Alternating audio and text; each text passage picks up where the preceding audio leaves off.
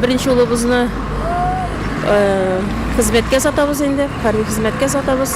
Аның исән-сау әйләнеп кайтуын телибез инде. Хайырлы урыннарга урнашуын телибез. Яхшы кешеләр генә юлдаш булсыннар, исән-сау әйләнеп кайтсын. Үзе теләп, ватан алдында бурычын үтәргә кирәк. Шулай кирәк. Бөтенебез булдык шунда. Түбән Нурлатлы Тәмаевлар өчен бу көн айрыуча дулкынландыргыч. Беренче тапкыр улны армиягә озату дигән шатлыклы да, бер чулы да вакыйга тәэсирендә яши алар. Шатлыклы чөнки уллары Рәфис ир-егетләрне чыныктыра торган мәктәпне узып кайтачак. Ә инде монда аны әтиян исе туганнары һәм дуслары зарыгып көтеп торачак. Нурлат җегетләре Калининградтан Дальний Востокка хәтлем хезмәт итәләр. Biz bugün günde jiberabız Kaliningrad, Severный флотка да, Дальний Востокка да, Центральный военный округка bütün җиргә безнең Нурлат җегетләре китәләр хезмәт итәргә. Командир частьләре белән элемтәдә торабыз. Алар безгә безнең Нурлат җегетләренә отзывлар җибәрәләр. Шул отзывлар инде служебный характеристикалар бик әйбәт. Безнең җегетләр, Нурлат җегетләре бик матур, бик әйбәт итеп хезмәт итәләр. Китүчеләр һәм аларны озатучылар иртәнге 6-дан хәрби комиссариат ишек төбен таптый башлады. Россия һәм Татарстан әлемнәре сызгырту, китүчене күккә чию, булачак солдат озатуның берничә атрибуты.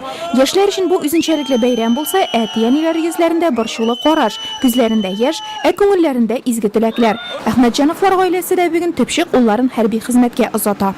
Үзе шатланып, әти-әни хезмәт итеп кайтам диде, исән-сау барлык хезмәт итеп кайтучылар исән-сау. Туган якларыбызга шатлыклар белән әйләнеп кайтсыннар. Бу егетләр өчен зур шатлык, һәрбер егет хезмәт итәргә тиеш. Без үзебез дә хезмәт иттек. Соңгы вакытта армиягә китүчеләр арасында югары белемле егетләр арта бара. Хәрби комиссариат вәкилләре дә моны хуплый. Яшьләре зуррак булганнар хезмәт итәргә һөнәрле булып кына түгел, зур җаваплылык тоеп, аңлы рәвештә китә. Шундый булачак солдатларның берсе Казан Идел буе федераль университетын тәмамлаган Айдар Әхмәтҗанов. Мен укбтырып армияга барырга үз теләгем белән бардым инде.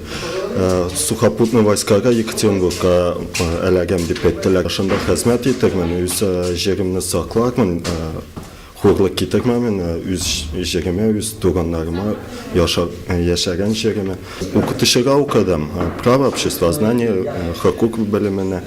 Армияда кирәк дип уйлыйм. Кая укымасын, армияда бөтенсе кирәк. Югары белемле җегетләребез бик теләп китәләр армияга, чөнки әгәр дә кемдер армияда булмаса, армияда булмаганнарга муниципаль службаларга, госслужбаларга киреп булмаячак.